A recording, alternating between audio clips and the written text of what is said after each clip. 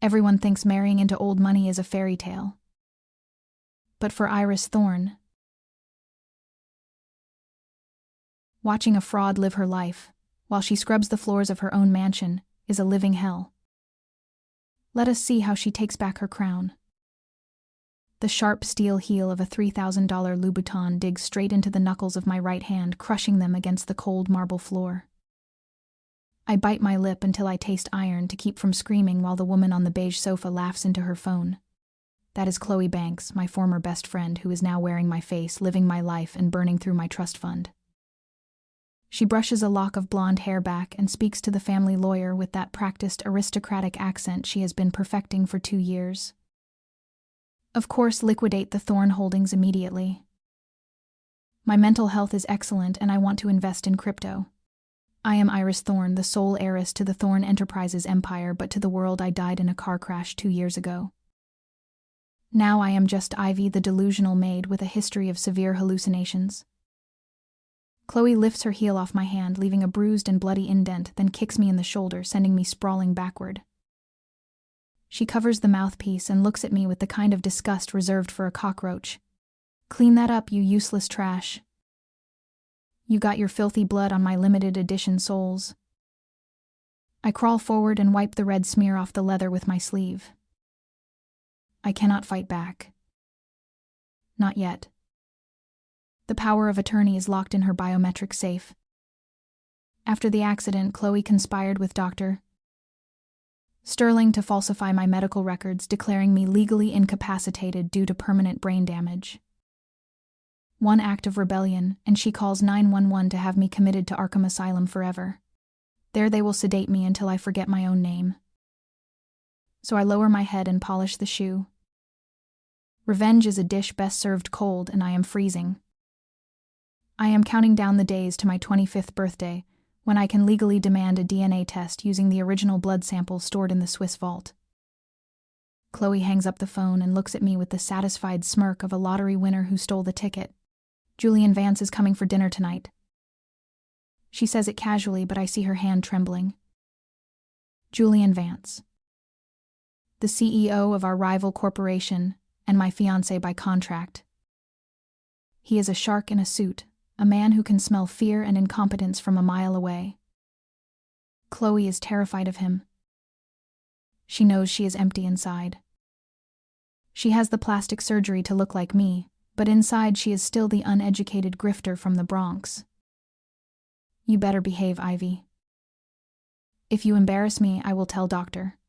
Sterling to double your dosage of Thorazine. I stand up and retreat into the shadows, keeping my posture hunched like a broken servant, but my eyes are locked on her throat. You know nothing about art or mergers, Chloe. He will ask about the acquisition or the Munch painting we just auctioned. How will you answer? Chloe freezes. She lunges forward and grabs a handful of my hair, yanking my face close to her surgically altered one. Do not lecture me, you freak. I am Iris Thorne. I own this house. But the panic in her eyes betrays her. She releases me and paces the room, biting her manicure. Fine. You will stand behind the velvet curtain in the dining room. I will wear the Bluetooth earpiece. You feed me the answers. If I get one question wrong, I will have your fingers broken. I adjust my maid uniform and force a weak smile. I will help you, but I have a condition. Give me back my mother's voice recorder. The one you threw in the trash yesterday? Chloe glares, ready to strike me, but the heavy oak door chimes. He is here early. That is Julian, always 10 steps ahead. Chloe turns pale and points a shaking finger at the curtain. Get in position. I will think about the recorder if you survive the night. I step into the darkness behind the heavy drapes, just as the double doors swing open. A gust of cold air seems to follow him in. Julian Vance walks in wearing a bespoke black suit that fits his broad shoulders, perfectly radiating a dangerous kind of power. His gray eyes scan the room like a predator locating prey before landing on Chloe, who is putting on her best fake smile. Welcome, Julian. She steps forward for a kiss, but he raises a hand, stopping her cold. He walks past her to the head of the table and sits down, crossing his legs with arrogant grace. Skip the pleasantries. I am here to cancel the engagement, Iris. The words hang in the air like a guillotine blade. Chloe stands frozen, her mouth open in shock. Why? What did I do wrong? I am Iris Thorne. Julian tosses a thick file onto the glass table with a loud thud. Thorne Enterprises stock has dropped 15% since you woke up from the coma. You are selling prime real estate to fund garbage startups. You fired your father's entire advisory board. The Iris I knew was a business prodigy, not a reckless spender. He looks at her with eyes sharp enough to cut glass. Unless you can prove your value right now, this merger is dead. Chloe panics, touching her ear and signaling me to save her. I watch from the shadows. I cannot let him leave yet. I need him close to destroy her. I whisper into the microphone hidden in my collar. Tell him about the East Harbor project. Tell him it is a liquidity trap to lower the competitor's valuation. Chloe stammers, repeating my words like a parrot.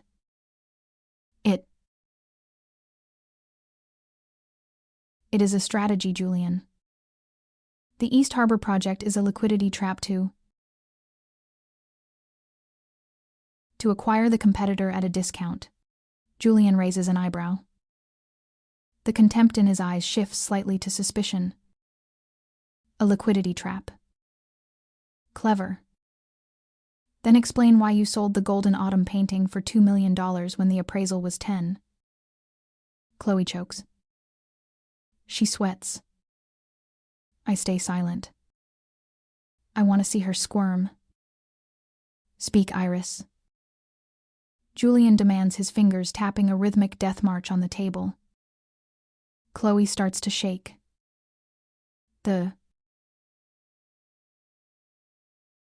art market is crashing. A stupid answer. Julian scoffs and stands up, buttoning his jacket. Disappointing. He turns to leave. Chloe, desperate, grabs his arm. Please, Julian. Give me another chance. Tonight I will prove it. He shakes her off as if she were dirt and turns his gaze directly toward my curtain. Is there someone back there? His voice is ice. Chloe spins around, staring at my hiding spot with murder in her eyes. No one. Just a stray cat that gets in sometimes. Julian narrows his eyes, not buying it. He takes a step toward the drapes. My heart hammers against my ribs. If I step out, Chloe will punish me later. If I stay, he leaves. I take a deep breath and decide to gamble. I deliberately drop a silver hairpin onto the floor. It makes a sharp clinking sound. Julian strides forward and rips the curtain back. We lock eyes. I immediately look down, playing the terrified servant. But I know he saw them. The amber eyes unique to the Thorne bloodline. Who is this? Julian asks without looking away from me. Chloe rushes over and shoves me hard, sending me crashing to the floor. She is just Ivy, the new maid. She is mentally unstable, Julian, ignore her. She has delusions that she owns the place. I lie on the floor looking up at him, waiting. He stares at me, then suddenly bends down, gripping my chin and forcing me to look at him. This gaze. He mutters. Then he turns to Chloe with a smile that doesn't reach his eyes. You say she is crazy. Then tell me why this maid is wearing the heirloom bracelet you claimed was lost in the crash. I look down at my wrist. The old silver cuff I stole back from the storage room. I forgot to take it off. Or maybe I didn't. The game is on. The crazy maid and the fake heiress. This play just got interesting. But Julian Vance is not an easy audience to fool. He is the executioner. A lie is like a snowball rolling down a hill. Once it starts, you have to keep running just to keep from getting crushed. But tonight, Chloe Banks is about to run out of road. Chloe screams the word thief so loud my ears ring. She lunges forward and snatches the silver bracelet from my wrist, digging her long nails into my skin. She stole it, Julian. This maid has severe kleptomania along with her delusions. She steals my jewelry and pretends it belongs to her because she wants to be me so badly. Chloe is panting, her chest heaving with performative outrage. She looks at me with eyes that promise pain later in the basement. Call the police right now and have her arrested. I stay silent, rubbing my wrist where the metal bit into the flesh. I do not defend myself. If I speak now, I lose. I look at Julian. He has not moved. He is watching Chloe with the clinical detachment of a scientist observing a lab rat. No police. His voice is calm and deadly. If she is mentally ill, as you say, sending her to jail would be cruel. He stands up and buttons his jacket, smoothing the fabric. Besides, I want to see how she works. Let her serve dinner. I want to see if a mad woman knows the difference between a salad fork and an oyster fork. Chloe turns pale. But Julian, she is dangerous. She might poison us. She tries to grab his arm again, but he steps away. I will take my chances. He walks toward the dining room without waiting for an answer. Chloe glares at me, her face twisted into a mask of pure hatred. You better not mess this up or I will have Dr. Sterling lobotomize you. She hisses the threat under her breath, then smooths her dress and follows him, forcing that fake smile back onto her face. I go to the kitchen. My hands are shaking, but not from fear. From adrenaline. I pick up the heavy silver tray. This is my house. These are my dishes. And tonight I am going to serve my own engagement dinner to the man who might be my only salvation or my executioner. I walk into the dining room.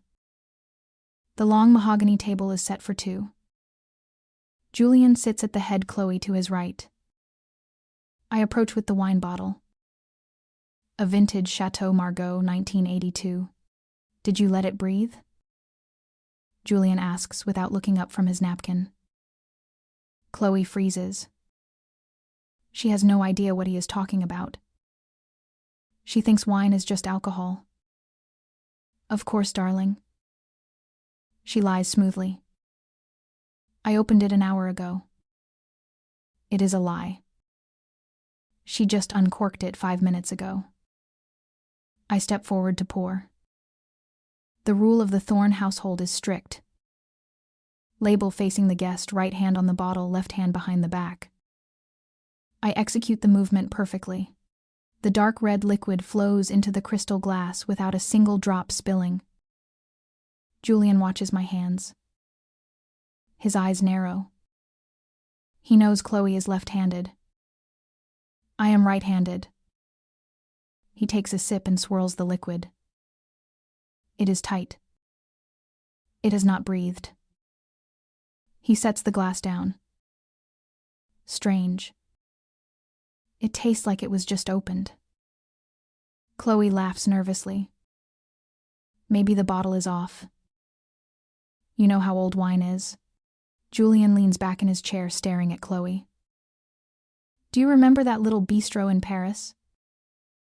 The one where we had escargots last autumn. It was raining and you wore that red beret. Chloe lights up, relieved to be on familiar ground. Oh yes. The snails were delicious. And that rain was so romantic.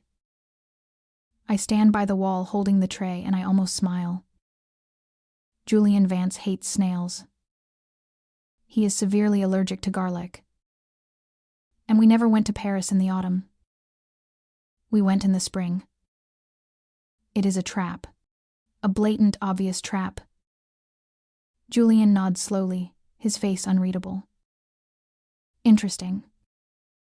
Because I recall you breaking out in hives just from the smell of garlic. And I have never seen you wear a hat in your life. The silence in the room is heavy enough to crush bones. Chloe turns a shade of red that clashes with her dress. She stammers, trying to find a way out. I reason. I must be confusing it with another trip. My memory since the accident. It is so foggy, Julian. She needs a distraction. She needs a victim. Her eyes dart around the room and land on me. I am bringing out the soup tureen. Lobster bisque. Piping hot. As I place the bowl in front of her, she suddenly shrieks. You clumsy idiot. She swings her arm out and strikes the heavy porcelain bowl. The hot orange liquid splashes all over my arm and down the front of her white dress. It burns. It feels like liquid fire searing my skin. I grit my teeth and do not make a sound. Chloe jumps up, screaming, "Look what you did. You did that on purpose." She grabs a glass of ice water and throws it in my face. The ice cubes hit my cheek like stones. Get out. Get out of my sight before I kill you. She is losing control. She is showing the street rat inside her. Julian does not move to help her. He sits still, watching the soup drip from my uniform. Enough. His voice cracks through the chaos like a whip. Chloe stops mid-scream. Julian stands up. He takes his napkin and drops it on the floor right next to my feet. Clean it up, Ivy. It is a command. I kneel down on the wet rug. My burned arm is throbbing, but my mind is clear. I reach for the linen napkin. As my hand touches the white fabric, I see it. A small, stiff business card tucked inside the folds. I glance up. Julian is looking down at me. His face is cold, but his eyes are burning with intensity. He blocks Chloe's view with his body. I palm the card instantly, sliding it into my sleeve. I bow my head. I am sorry, sir. I whisper. Julian turns to Chloe, who is frantically wiping her dress. Dinner is over, he says flatly. I have seen enough.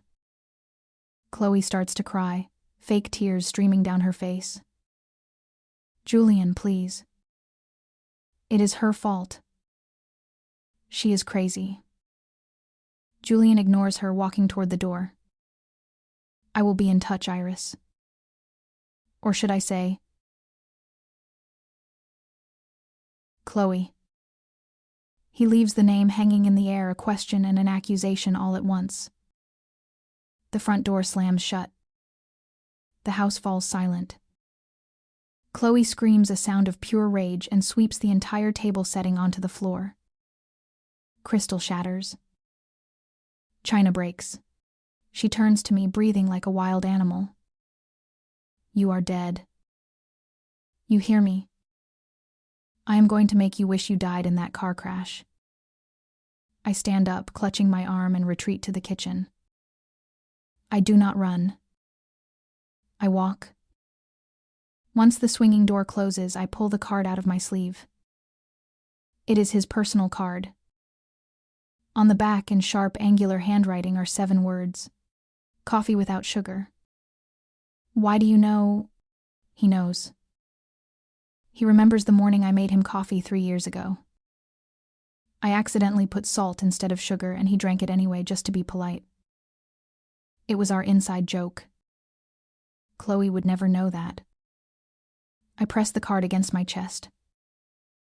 My arm is blistered, my dignity is bruised, but for the first time in 2 years I have a weapon. And tomorrow I am going to use it.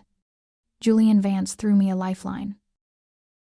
But Chloe Banks is about to throw me to the wolves. Desperation smells like cheap perfume and fear. When a predator realizes they are losing control, they do not retreat. They attack the weakest thing in the room. The kitchen door swings open with a violence that rattles the copper pans hanging on the wall. Chloe Banks marches in. Her face is no longer red with embarrassment. It is pale with a cold, calculated malice. She has stopped screaming. That makes her dangerous. I am running my burned arm under cold water, trying to numb the blistering pain. I do not look up. I know she is standing right behind me, breathing unevenly. You think you won. Her voice is a low hiss. You think because he looked at you that you matter. You are just a novelty, Ivy. A freak show. I turn off the tap and dry my hand with a towel. My movements are slow and deliberate. I do not want to trigger her. But inside my mind is racing. She needs me gone. Tonight. She cannot risk Julian investigating my background or testing my DNA. I think you should worry about the merger, Chloe. I say softly, keeping my eyes on the floor. Mr. Vance seemed unimpressed. It is a calculated jab. Chloe stiffens. She walks around the island and stands in front of me, blocking my exit. You are right. He was unimpressed. Because of you. Because having a mentally unstable servant makes this house look like a circus. She reaches into her pocket. I see the glint of diamonds. It is the 10-carat engagement ring. The Vance family heirloom. She holds it up the stones, catching the harsh fluorescent light. This ring is worth $2 million. She smiles, a smile that does not reach her dead eyes. And you just stole it. Before I can react, she drops the ring into the pocket of my apron. Then she steps back and screams. Thief, help. She stole my ring. Her acting is instantaneous and terrifying. Within seconds, the heavy boots of the security team thunder down the hallway. 3 men in black uniforms burst into the kitchen. The head of security, a brute named Miller who is on Chloe's payroll, grabs my injured arm. A jolt of agony shoots up to my shoulder. I gasp, but I do not fight. Miller twists my arm behind my back, forcing my face onto the stainless steel counter. Search her, Chloe commands, pointing a shaking finger. That psychotic rat took my engagement ring while I was washing my hands. Miller roughly pats me down. His thick fingers find the lump in my apron pocket. He pulls out the ring, holding it up triumphantly. Found it, miss. Thorn. Chloe lets out a dramatic sigh of relief. I knew it. She looks at Miller with a cruel glint in her eyes. Call the police. Tell them we have a grand larceny suspect. And call Dr. Sterling. Tell him his patient has relapsed into criminal behavior. She needs to be committed immediately. This is the trap. If the police come, I have no identity. If Dr. Sterling comes, I disappear into a padded room. I have to act now. I have to use the weapon Julian gave me. I have to gamble that he is watching. I turn my head, my cheek pressed against the cold metal. Wait. I speak clearly, my voice cutting through the tension. Miller tightens his grip, but I do not flinch. That is not the engagement ring. Chloe laughs, a shrill, nervous sound. Of course it is. Do not listen to her. Take her away. Miller begins to drag me toward the door. I dig my heels in. It is a fake, I shout. Look at the setting. The Vance ring is set in platinum. Platinum is heavy. That ring. It is too light. It is white gold. And the diamond. It has no fire. It is cubic zirconia. Chloe freezes. The security guards hesitate. They look from me to the ring. I press my advantage. I know this because the real Iris Thorne would never wear a fake. Unless she sold the real one to pay off her gambling debts. The kitchen goes silent. The accusation hangs in the air, heavy and toxic. Chloe's face twists in panic. She rushes forward and snatches the ring from Miller's hand. "Shut up, you are lying." I slowly straighten up, adjusting my uniform. "Prove it." I challenge her, staring directly into the security camera mounted in the corner. I know Julian hacked the system. I know he is watching. Take that ring and scratch the glass of the oven door. A real diamond cuts glass. A fake one will shatter. Do it, Chloe. If it is real, I will go to jail willingly. Chloe clutches the ring to her chest. Her knuckles are white. She cannot do it. She sold the real ring 3 months ago in Macau to cover her losses at the baccarat table. I saw the receipt in her trash. But she does not know that I know. She thinks I am guessing. "Do it," I yell, my voice echoing off the tiled walls. "Show your staff that you are not a fraud." Miller looks at his boss, waiting for the order. Chloe is cornered. If she tests it, the ring breaks and she is exposed as a fraud. If she refuses, she looks guilty. She looks at the camera, then at me. Her eyes are filled with pure venom. "Get out," she whispers, shaking. Miller blinks. "Ma'am," Chloe screams. "Get out. All of you, I will deal with her myself," Miller signals the guards. They release me and file out of the room, confused and suspicious. The door swings shut, leaving us alone. Chloe turns to me, breathing hard. "You think you are smart." She steps closer, raising her hand to strike. But she stops. She senses the shift in power. I am not cowering anymore. "You can frame me, Chloe," I say, calmly smoothing my apron. "But you cannot frame physics. And you certainly cannot frame the truth when Julian Vance is watching." I point to the red blinking light of the camera. Chloe looks up. Horror washes over her face. She realizes too late that her tantrum, her confession, her hesitation, it has all been recorded. She grips the fake ring so hard it might actually break. "Go to your room." She chokes out the words. "Go to your room and lock the door. If I see your face again tonight, I will kill you myself." I bow slightly, mocking her. "As you wish, Miss Thorne." I walk out of the kitchen, my head held high. My arm is throbbing, but the pain feels distant. I feel the weight of the secret in my pocket and the victory in my chest. I did not just escape a trap. I turned it into a noose around her neck. Miles away in a penthouse overlooking the Manhattan skyline, a man sits in front of a wall of monitors. The screen displays the grainy black and white footage of a kitchen. Julian Vance watches the woman named Ivy walk away. He rewinds the video to the moment she looked directly at the lens. He zooms in on her eyes. They are defiant. Intelligent. Familiar. He picks up his phone and dials a number. "Get me the file on the accident 2 years ago." Julian says, his voice low. "And find out where Chloe Banks sold a 10-carat diamond ring. I want the receipt by morning." He hangs up. The hunter has found the scent. But in this house, the prey has teeth. Some traps are made of steel and wire. Others are made of silk sheets and prescription bottles.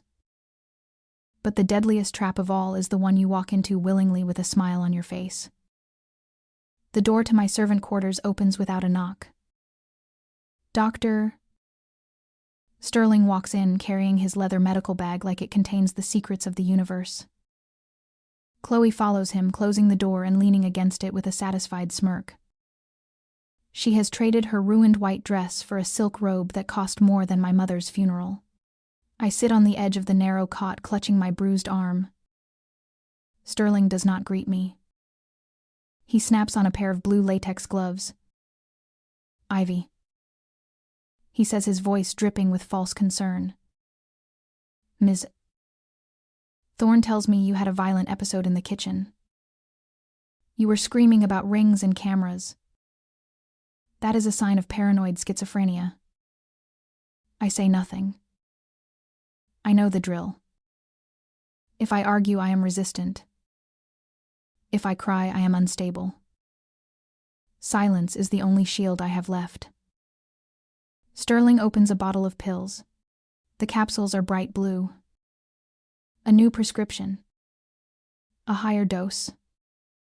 A chemical lobotomy. "Open your mouth." Sterling commands, holding the pill out.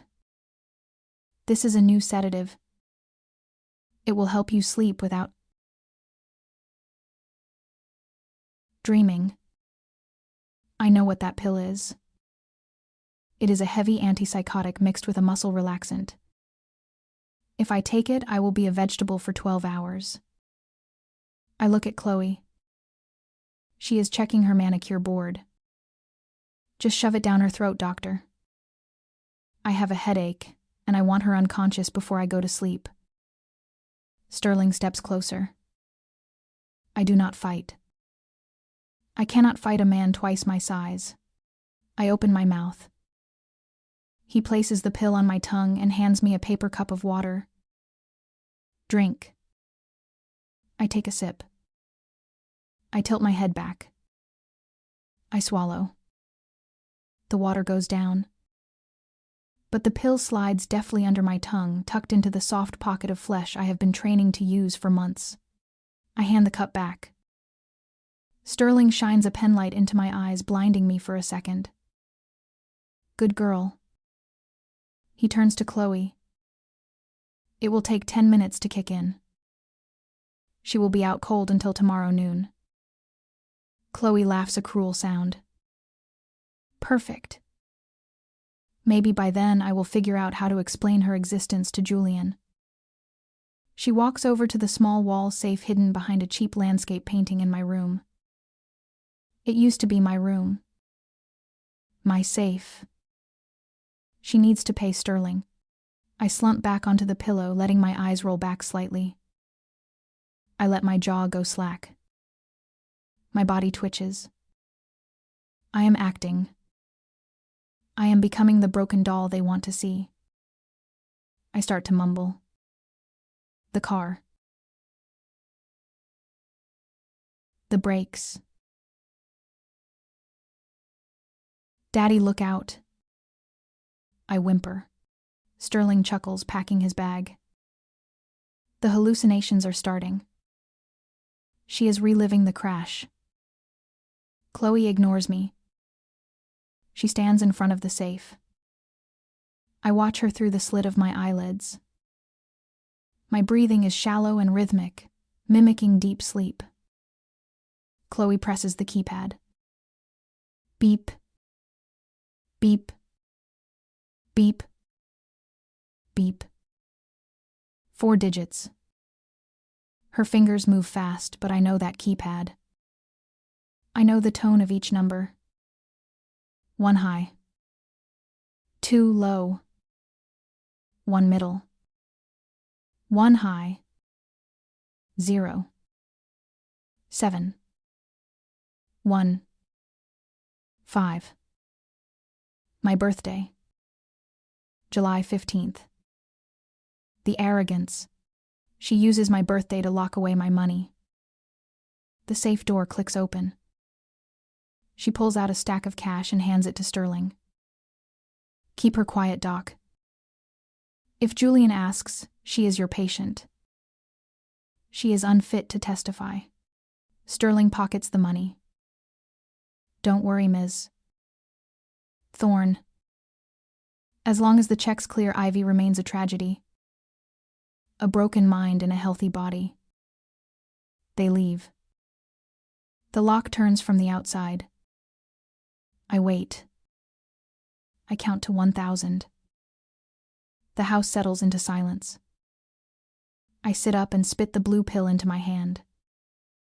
It is dissolving, slightly bitter and chalky. I wrap it in a tissue and shove it deep into the hollow metal leg of my bed. I stand up. My legs are steady. My mind is razor sharp. I look at the clock. 2 a.m. The witching hour. I creep to the door. I pick the lock with a straightened paperclip I stole from the office. It takes 3 seconds. The mechanism is old. I am out in the hallway. The mansion is dark. Shadows stretch across the floor like long fingers. I move silently, my bare feet making no sound on the plush carpet. I need 2 things. The safe combination was just a bonus. I need Chloe's DNA. A hair strand. A used tissue. Anything to prove she is not a thorn. And I need to plant the seed of her destruction. I climb the stairs to the master suite. My old room. The door is ajar. Chloe hates sleeping alone in the dark. I slip inside. The air smells of expensive candles and the stale scent of fear. Chloe is asleep in the center of the massive king-sized bed, sprawled out like a starfish. She is snoring lightly. I approach the bedside table. There is a glass of water, a half-empty bottle of wine, and a hairbrush. I reach for the brush. My fingers brush against the cold wood handle. Suddenly, Chloe shifts. She mumbles something in her sleep and rolls over. Her arm flops onto the bedside table, knocking the wine bottle. It teeters. I freeze. I catch the bottle just millimeters before it hits the floor. My heart slams against my ribs like a trapped bird. I slowly set the bottle down. I grab a few strands of blonde hair from the brush and shove them into my pocket. Step 1 complete. Now for step 2. I move to the safe in the closet. The biometric safe. The one I cannot open yet. But I can mess with it. I take a small vial of clear nail polish from my pocket. I paint a thin layer over the fingerprint scanner. It will not be visible to the naked eye, but it will distort the reading. Next time she tries to open it, the safe will lock her out. It will panic her. Paranoid people make mistakes. I turn to leave. But then I see it. On the vanity table, my mother's voice recorder. She did not throw it away. She kept it. It is right there, sitting next to her diamond earrings. I cannot resist. I reach for it. My fingertips touch the cold metal. Suddenly, the lamp on the bedside table clicks on. Light floods the room, blinding me. I spin around. Chloe is sitting up in bed. Her eyes are wide open. She is not looking at me with sleepiness. She is looking at me with recognition. And in her hand she is holding a small black pistol. "Did you really think I was asleep, Ivy?" Chloe whispers. Her voice is steady. Too steady. Or maybe I should call you Iris. She cocks the gun. The metallic click echoes in the silent room like a thunderclap. The predator was playing dead. And I just walked right into the jaws. When the cat catches the mouse, it usually plays with it. That is the fatal mistake. The mouse does not want to play. The mouse wants to survive. The barrel of the gun looks like a tunnel to hell. It is a compact 9mm Sig Sauer, the one my father bought for home defense. Now it is pointed directly at my chest, held by the woman who stole my life. Chloe Banks is not trembling. Her hand is steady. This is not a crime of passion. It is an execution. You thought I was stupid, Iris, she says softly, swinging her legs off the bed. I saw you spit the pill out. I saw you pick the lock. I let you come in here. Because shooting a crazy drug-addicted servant in my bedroom is not murder. It is self-defense under the castle doctrine. I stand frozen near the vanity table. My fingers are still wrapped around the cold metal of the voice recorder. I have the evidence, but a dead woman cannot testify. Chloe stands up. She walks toward me barefoot on the plush carpet. The gun does not waver. I take a step back, my hip bumping against the heavy oak dresser. You cannot kill me, Chloe, I say, keeping my voice level. Julian knows. He gave me his card. He knows about the coffee. If I die tonight, he will tear this house apart until he finds the truth. Chloe pauses. Her eyes flicker with uncertainty for a fraction of a second. But then she sneers. Julian is a businessman. He deals in facts, not fairy tales. And the facts will show that a deranged maid broke into my room and attacked me. I will cry. I will be traumatized. And he will comfort me. She raises the gun higher, aiming for my head. Goodbye, Iris. I have 1 second. 1 second to turn her paranoia against her. I do not beg. I laugh. It is a dry, cold sound that makes her flinch. Go ahead. Shoot me. But you better check your safe first. Chloe frowns. What are you talking about? I point to the closet door. I did not just come here for the recorder. I came for the safe. I put a chemical agent on the scanner.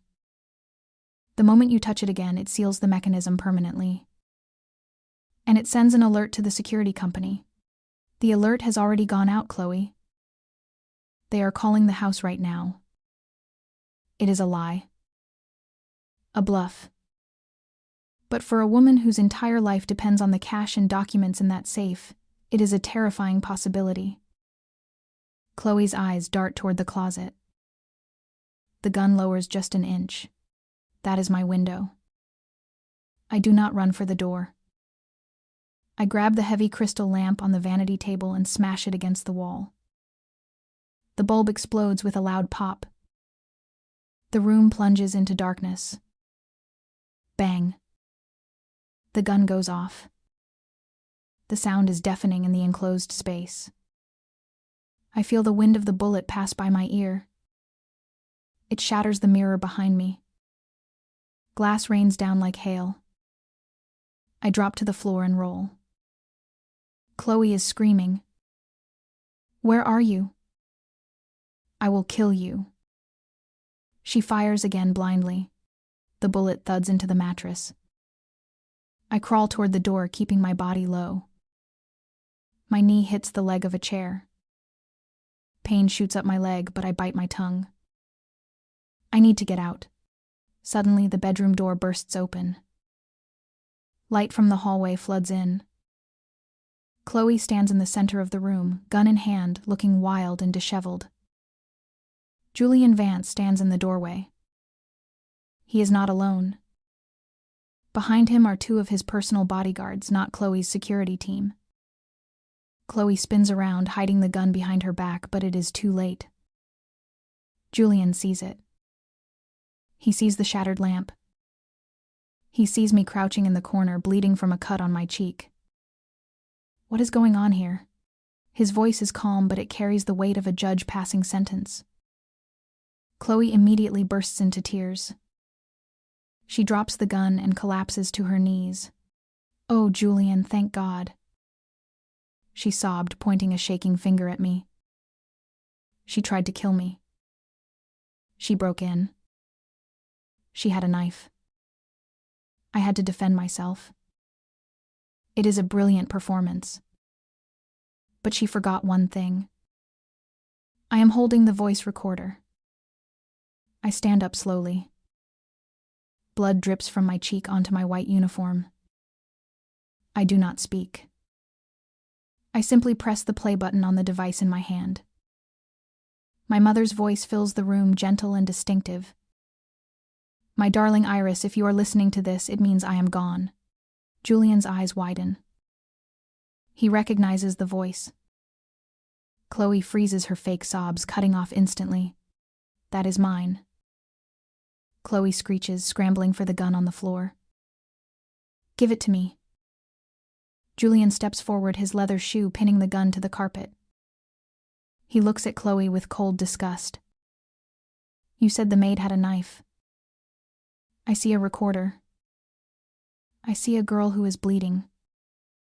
And I see a fiancé who is surprisingly accurate with a firearm for someone who claims to hate guns. He kicks the gun away toward his bodyguards. Secure the weapon. Chloe looks at him, terrified. Julian, listen to me. She stole it. She is a thief. Julian turns to me. He holds out his hand. Give me the recorder, Ivy. I look at him. I want to trust him. But I cannot. Not yet. If I give him the evidence now, Chloe might find a way to destroy it or spin it. I need to survive the night. I need to get the DNA test done. I shake my head slowly. No. I whisper. I grip the recorder tighter. Then I turn and run. Not out the door, but toward the balcony. The glass doors are unlocked. I burst out into the cold night air. The wind whips my hair across my face. Stop her. Chloe screams. Shoot her. Julian shouts. Do not shoot. But I do not wait to see who listens. I climb over the railing. Below me is the trellis covered in thick ivy vines. It is a 20-foot drop to the garden. I swing my legs over. I hear heavy footsteps running toward the balcony. I let go. I slide down the vines, the rough wood tearing at my palms. I land hard in the wet soil, twisting my ankle. Pain explodes in my leg. I stifle a cry. I limp into the shadows of the garden maze. I hear shouting from above. Flashlights beam down, cutting through the darkness. I am hurt. I am hunted. But I am free from that room. I disappear into the hedges. I know this garden better than anyone. I played hide-and-seek here for 20 years. Chloe thinks she is the hunter. But she just chased the tiger into the jungle.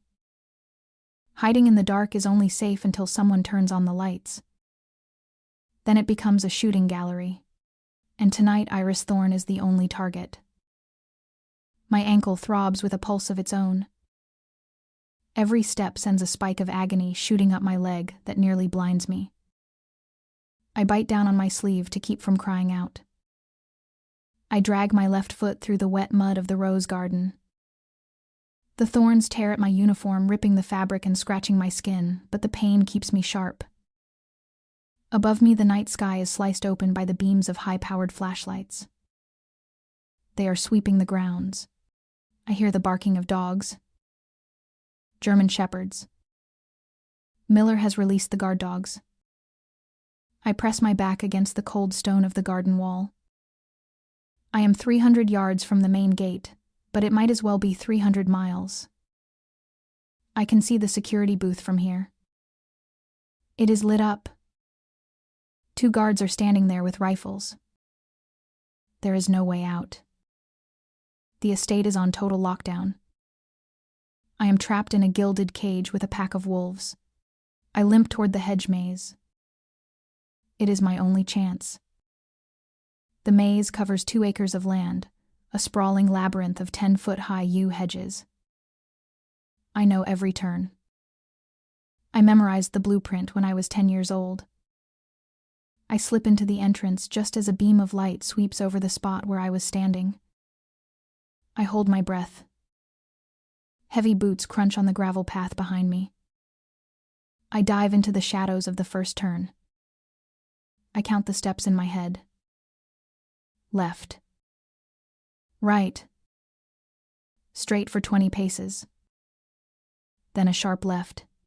I move as fast as my injured leg allows. I can hear Miller shouting orders. Fan out. Check Sector 4. She is injured, she cannot get far. The voice is close.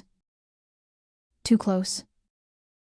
I slide into a narrow gap between the hedges, a secret maintenance crawlspace I found years ago. I squeeze my body into the dirt and dead leaves.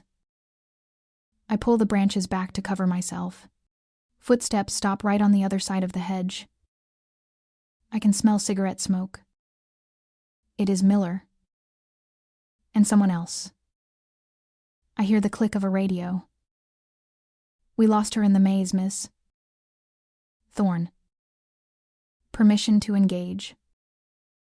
Chloe's voice crackles over the radio, distorted by static, but the venom is clear. Do not just engage Miller. Neutralize the threat. She attacked me. She is armed and dangerous. If you see her, shoot to kill. Aim for the head. Make sure she does not talk. I press my hand over my mouth. She just signed my death warrant. This is not about self-defense anymore. This is an assassination. Miller chuckles a low, dark sound. Copy that. Clean up on aisle 5. He racks the slide of his shotgun. The sound is metallic and final. He moves on deeper into the maze. I wait until the footsteps fade. My heart is hammering against my ribs like a trapped bird. I need to move. I cannot stay here. If the dogs pick up my scent, I am dead. I crawl out of the hiding spot. I head toward the center of the maze. There is an old stone fountain there. And behind the fountain is a drainage pipe that leads to the garage. It is tight and filthy, but it is a way out. I limp forward. The pain in my ankle is now a dull roar. I focus on the rhythm. Step. Drag. Step. Drag.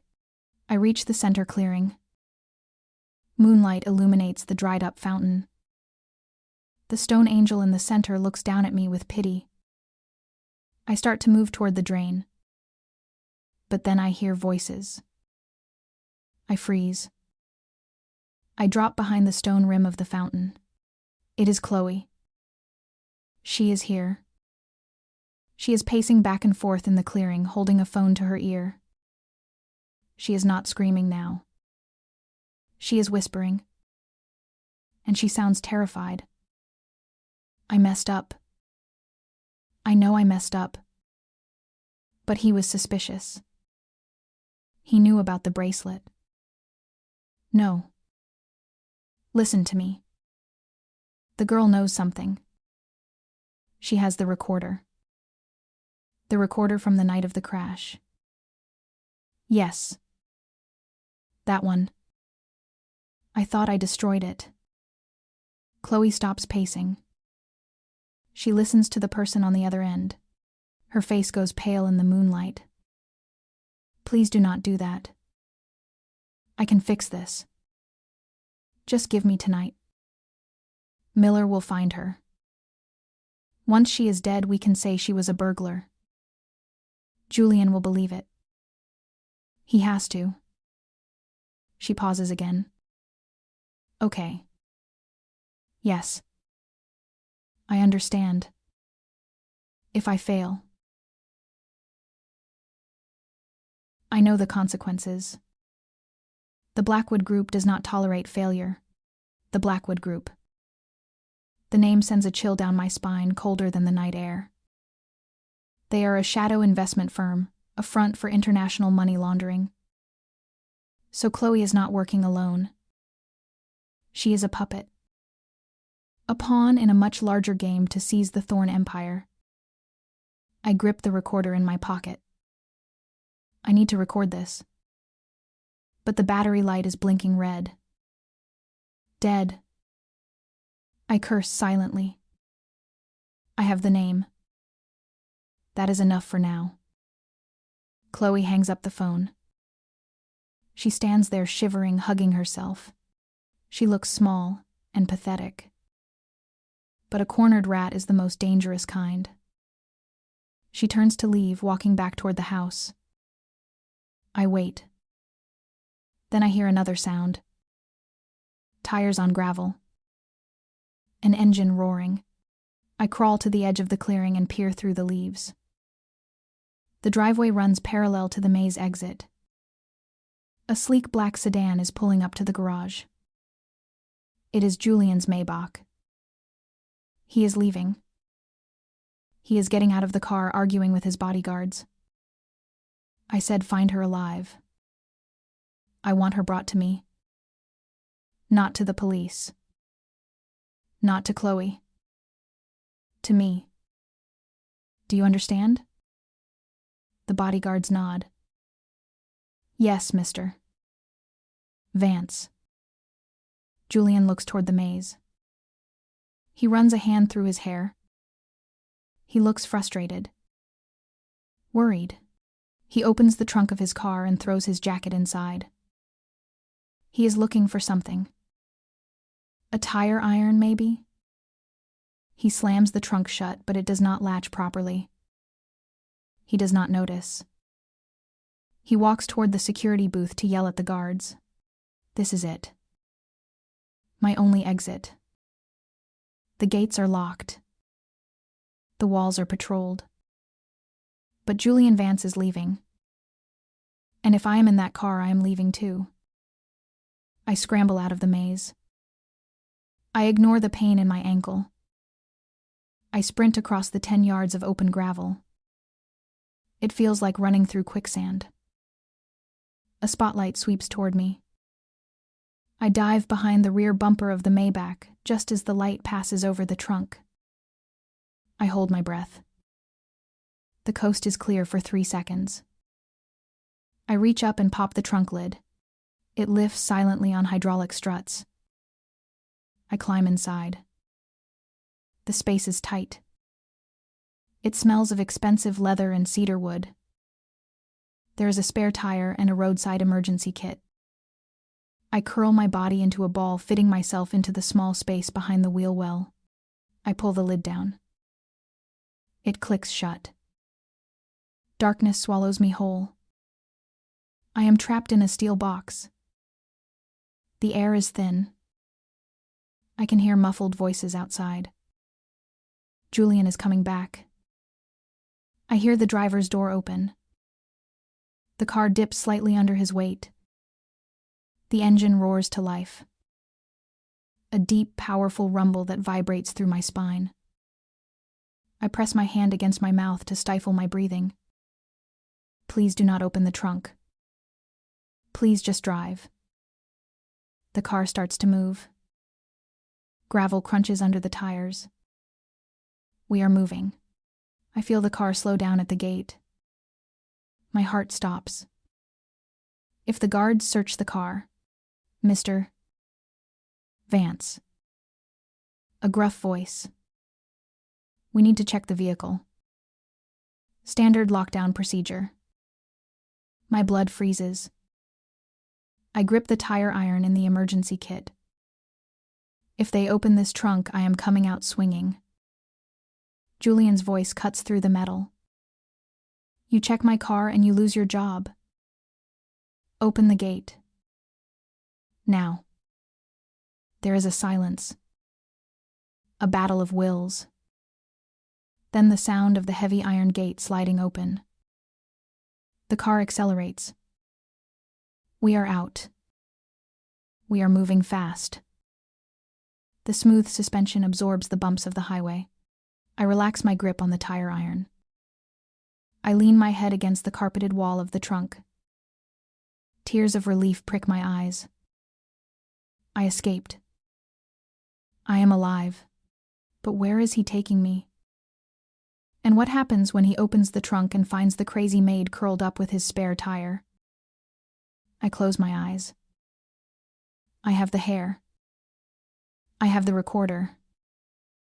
And I have the name. Blackwood. The hunt is over. But the war has just begun.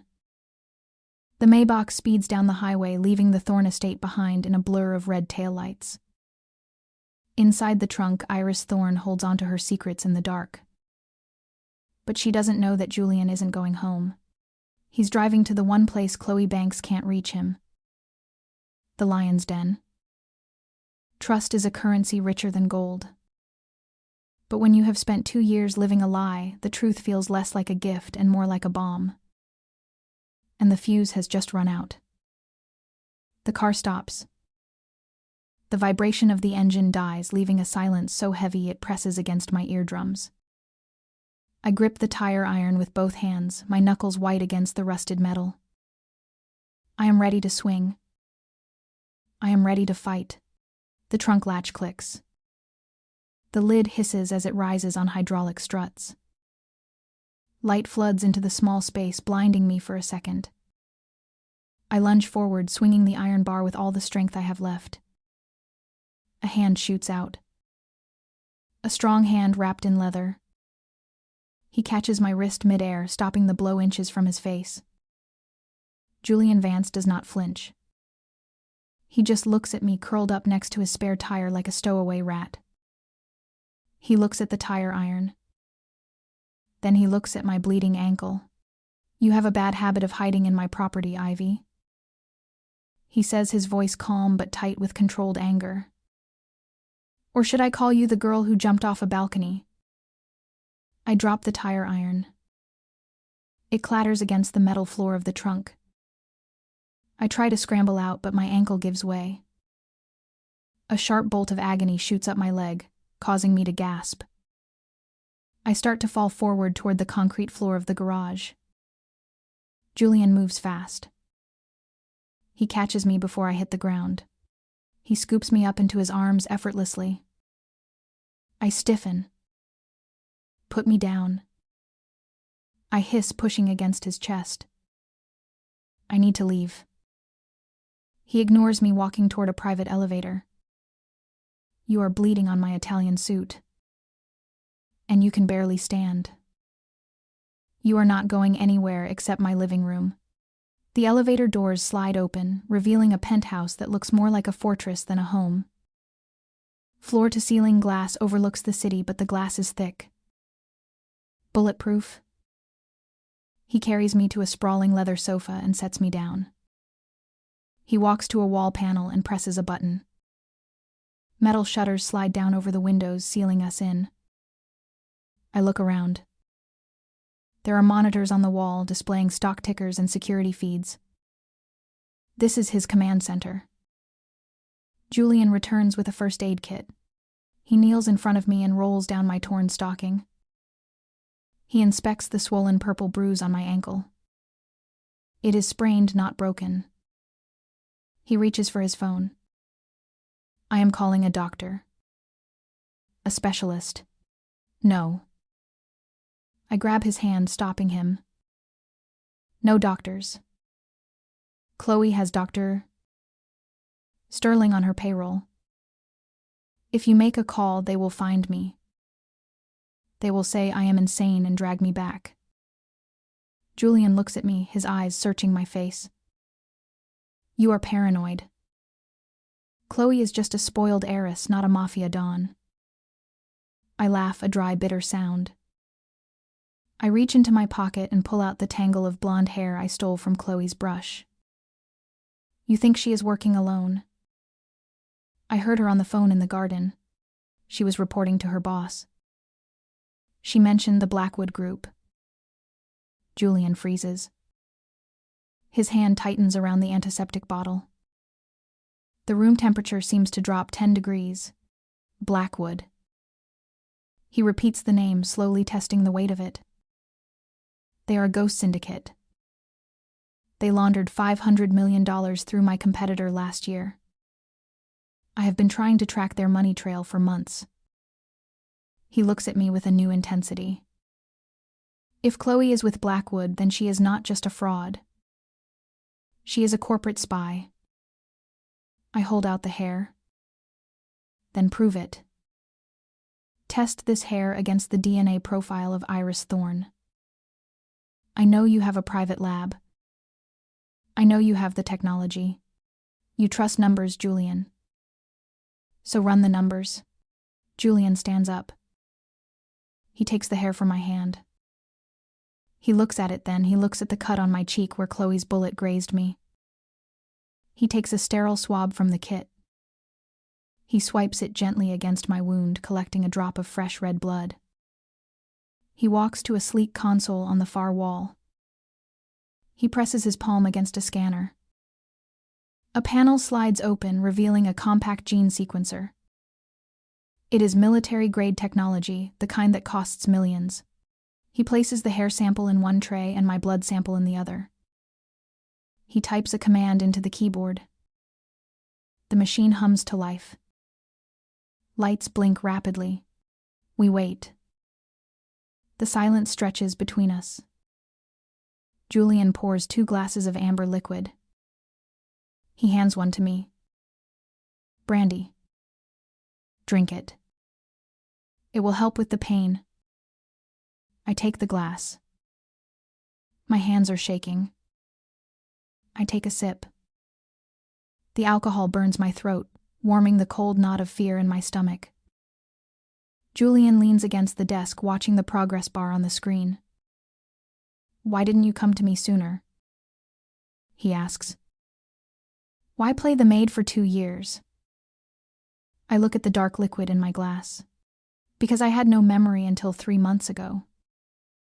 And when I remembered, I realized that everyone I trusted was either dead or working for her. You were the enemy, Julian. You were the rival. The machine chimes. A soft electronic sound that echoes like a gunshot in the quiet room. Julian turns to the screen. I hold my breath. My heart hammers against my ribs. This is it. The moment of truth. If it is a match, I get my life back. If it fails, I am just a crazy imposter. Julian stares at the data. He reads the scrolling text. He stands there for a long time, motionless. Then he turns around. His face is unreadable. He walks toward me slowly. He stops right in front of the sofa. He looks down at me. But this time he does not look at a maid. He looks at an equal, 99.9% match. He says softly, "The sample from the hair does not match the Thorne database. But the blood is a perfect match. You are Iris Thorne." He extends his hand to me. Not to help me up, but to shake. "Welcome back from the dead, Ms. Thorne." I take his hand. His grip is warm and firm. A tear slides down my cheek. I brush it away angrily. I do not want to welcome Julian. I say, my voice hardening into steel. I want revenge. And I want the Blackwood group to burn. Julian smiles. A cold, dangerous smile that matches my own. Then let us burn them together. But first we need to deal with the imposter in your house. And I have an idea. The partnership is sealed. The wolf and the tiger have joined forces. And the sheep back at the mansion has no idea she is about to be slaughtered. The DNA test is the key that unlocks the cage. But unlocking the cage is the easy part. The hard part is convincing the world that the monster is actually the victim. Iris and Julian have the truth. Now they need a stage to present it. And lucky for them, the biggest stage in New York is opening tomorrow night. A queen does not need a crown to rule. She needs armor. And tonight Iris Thorne is trading her rags for a suit of diamonds and silk.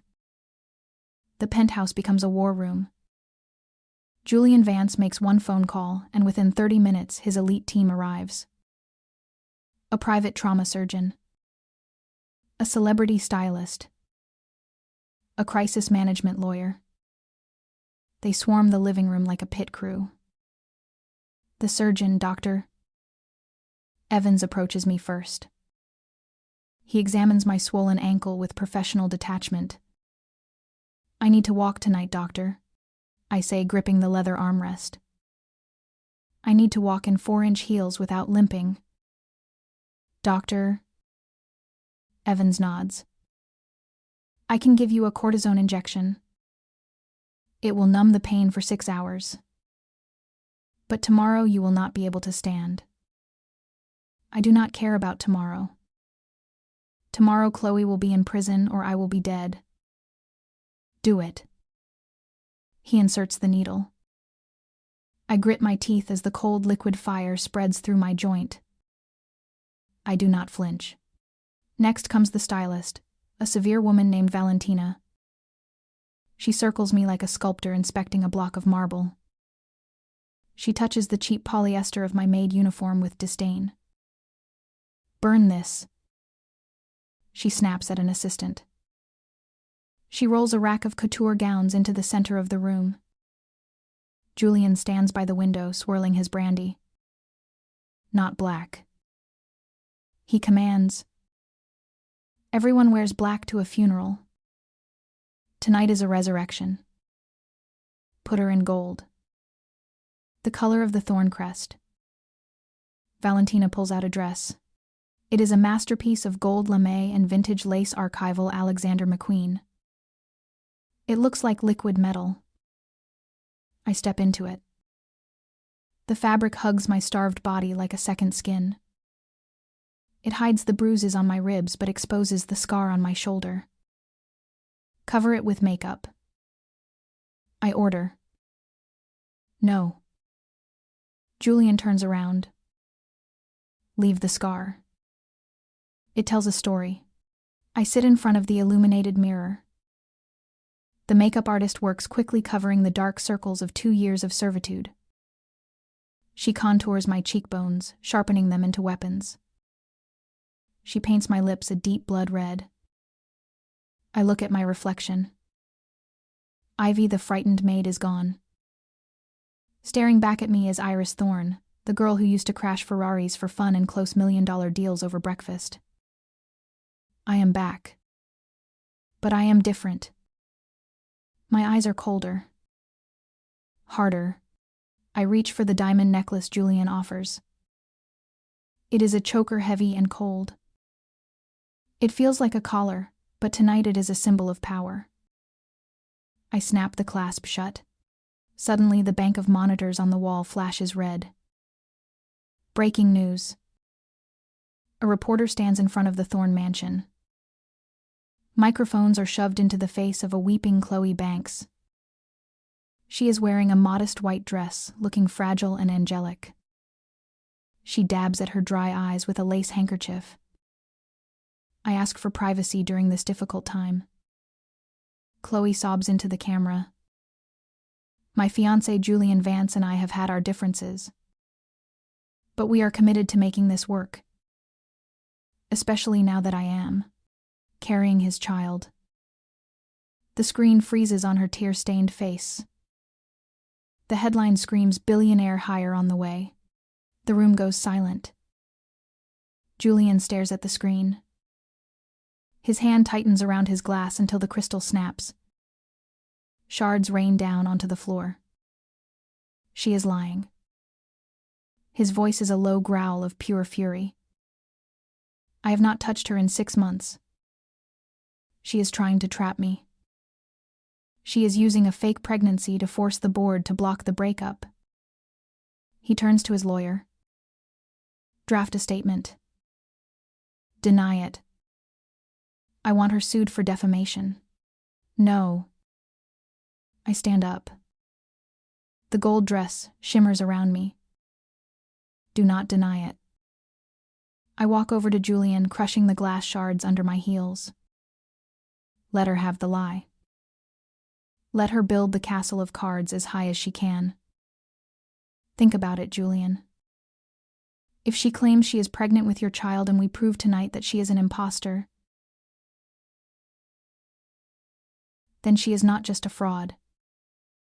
She is a monster who lied about an innocent baby to steal a fortune. The public will not just hate her. They will want to tear her apart. It is the ultimate betrayal. Julian looks at me. The anger in his eyes fades, replaced by admiration. You are ruthless, Iris. I adjust his tie, tightening the knot. I learned from the best. Chloe wants a show. Let us give her the performance of a lifetime. We are not just going to the gala to expose her. We are going to destroy her legacy, her reputation, and her future. We are going to make sure that when she falls, she hits every rock on the way down. Julian nods. He offers me his arm. Shall we go, Miss Thorne? Your carriage awaits. We take the private elevator down to the garage. A sleek black limousine is waiting. The driver holds the door open. I slide into the leather seat. Julian slides in next to me. The door closes, sealing us in a bubble of luxury and vengeance. The car moves. We glide out of the garage and into the city night. The lights of New York blur past us. Somewhere in that city, Chloe Banks is drinking champagne and toasting to her victory. She thinks she has won. She thinks the baby lie is her ace in the hole. She does not know that she just dug her own grave. And I am bringing the shovel. The curtain rises on the final act. There are no rehearsals for a revolution. You either win or you die. And Iris Thorne has already died once. She is not planning on doing it again. The grand ballroom of the Plaza Hotel smells of orchids and old money. Chloe Banks stands at the podium, bathed in a spotlight that makes her white dress glow like an angel's wings. She rests a hand protectively over her flat stomach, a calculated gesture to garner sympathy. I am doing this for the future of the Thorne legacy. She says, her voice trembling with practiced emotion. For my unborn child and for Julian. The crowd of billionaires applauds. They buy the lie because it is packaged in diamonds. I watch from the shadows of the entrance. She is not just stealing my money anymore. She is stealing a future that does not exist. The lie is so big it is almost admirable. Almost. Julian stands beside me, adjusting his cufflinks. He looks at me. Ready? He asks. I touch the gold choker around my neck. It feels cold against my skin. Burn it down. The double mahogany doors swing open with a force that silences the room instantly. The applause dies. 300 heads turn. Julian Vance walks in first, his face a mask of cold fury. But no one is looking at him. They are looking at me. The gold lame gown clings to my body like liquid armor, reflecting every camera flash. I walk with my head high, my injured ankle numb from the cortisone. I am not limping. I am gliding. The crowd parts for us like the Red Sea. I hear the whispers starting. Who is that? Is that a new mistress? No one recognizes me yet. They only see power. We walk straight down the center aisle. The sound of my heels on the marble floor echoes like gunshots. Chloe stops speaking. Her mouth falls open. The microphone picks up her sharp intake of breath. Chloe drops her champagne glass. It shatters on the stage. She points a shaking finger at me. Security. Get her out.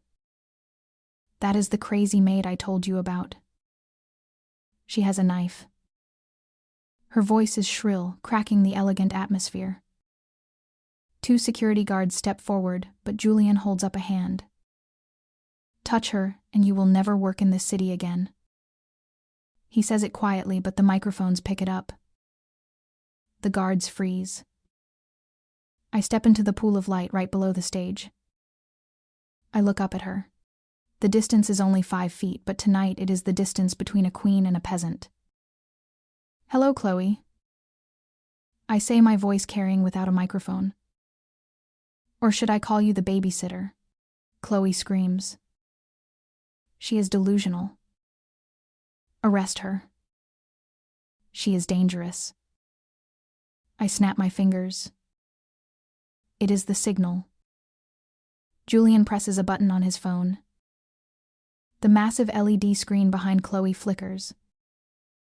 The image of the charity logo vanishes. It is replaced by a video. It is the security footage from the kitchen. Chloe's face is twisted in hate. The ring is fake. Show your staff you are not a fraud. Then the audio changes. My mother's voice recorder plays through the stadium speakers. I messed up, boss. The girl knows. I thought I killed her in the crash. The crowd gasps. A collective sound of shock that sucks the air out of the room. Then the final slide appears. A DNA comparison chart. It's Subject A, Iris Thorne. Subject B, Chloe Banks. Match 0%. It is a deep fake. Chloe shrieks, backing away until she hits the podium. He hacked it. My baby. The stress is hurting the baby. She clutches her stomach and stumbles. In her panic, she trips over the hem of her dress. She falls hard. But she does not protect her stomach. She puts her hands out to save her face. The instinct of a narcissist. A collective murmur of disgust ripples through the room. The illusion is shattered. The police enter from the wings. Not private security. NYPD. They march onto the stage. Chloe Banks, you are under arrest for fraud, identity theft, and attempted murder. The handcuffs click. The sound is sweeter than any symphony. They drag her away, kicking and screaming. Her white dress is stained with dirt from the floor. She looks at me one last time. Her eyes are not fearful anymore. They are empty. The room is silent again. Everyone is looking at the empty stage, then at me. I walk up the stairs. My gold dress trails behind me like a royal train. I stand at the podium. I touch the microphone. I apologize for the interruption. I say, my voice steady and clear. My name is Iris Thorne, and I am taking back what is mine. I look at Julian. He is standing in the front row, smiling. The first genuine smile I have ever seen on his face. I look at the camera. The show is over, but the business is just beginning. I drop the mic. They say money can't buy happiness. Maybe that's true. But it can buy justice. And in New York City, that's the only thing that matters. The imposter is in a cell. The queen is on the throne. But remember, every throne has a shadow. And the Blackwood group is still out there watching. Would you have forgiven her? Let me know in the comments.